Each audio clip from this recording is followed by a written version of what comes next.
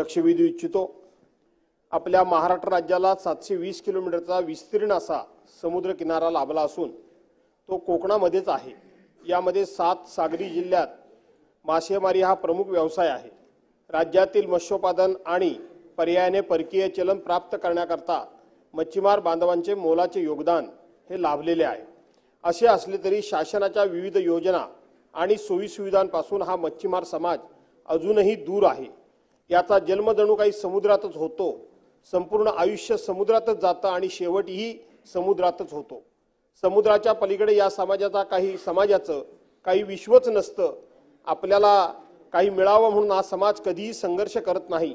येणाऱ्या परिस्थितीला समुद्राच्या लाटेप्रमाणे सामोरे जात आपला आयुष्य जगत असतो।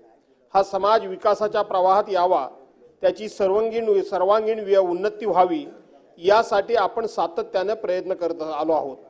सतत पाठपुरावा केल्यानंतर मच्छीमारांच्या घराखालील जमिनी त्यांच्या मालकीच्या व्हाव्यात आणि वाढत्या लोकसंख्येमुळे गावठाण निर्माण करण्यासाठी शासनाने जमिनी संपादित कराव्यात याची कारवाई शासनाकडून सुरू झाली असली तरी रत्नागिरी आणि सिंधुदुर्ग जिल्ह्यात हे काम अजूनही संत गतीने सुरू आहे।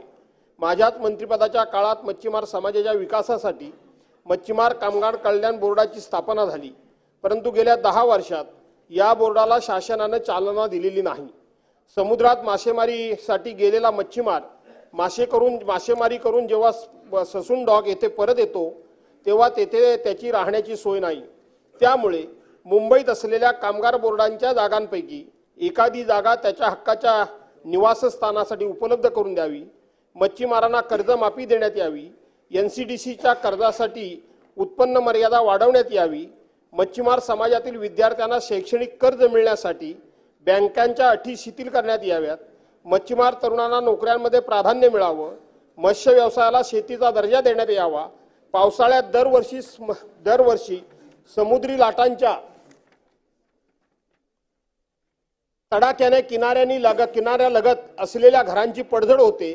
अशा अवस्थेत भीतीच्या छायेत मच्छीमार कुटुंबांना राहावे लागते। त्यासाठी अशा गावांमध्ये धूप प्रतिबंधक बांधारे बांधण्यात यावेत। या सर्व प्रश्नासंदर्भात वारंवार शासन स्तरावर बैठका होऊन चर्चा झाली आहे।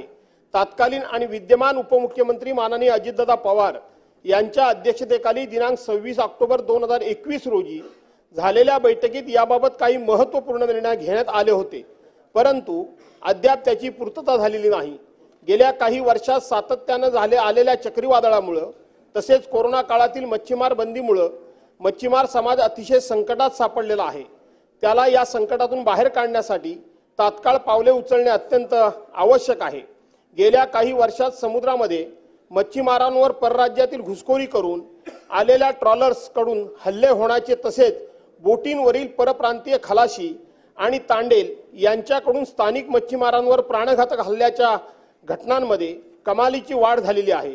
त्यामुळे त्या दृष्टीने उपाययोजनांसाठी शासनाने वरील विषयाबाबत तात्काळ धोरणात्मक निर्णय घ्यावेत आणि समाजाला दिलासा द्यावा अशी मागणी मी या औचित्याच्या मुद्द्याद्वारे करत आहे। फक्त अर्धा मिनिट घेतो। फक्त मी रितसर नियमाप्रमाणे वाचून दाखवले, मी भाषण केलेलं नाही।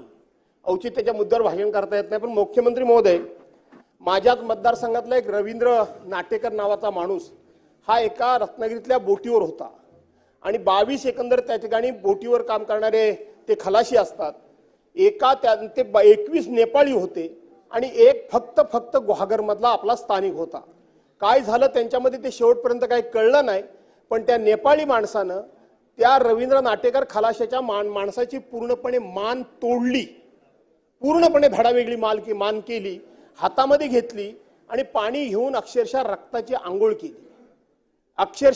आंघोळ केली। आम्ही नाना तऱ्हेने प्रयत्न केला, पण ते बाकी सगळे नेपाळीत असल्यामुळे पुरावा उपलब्ध होत नाही।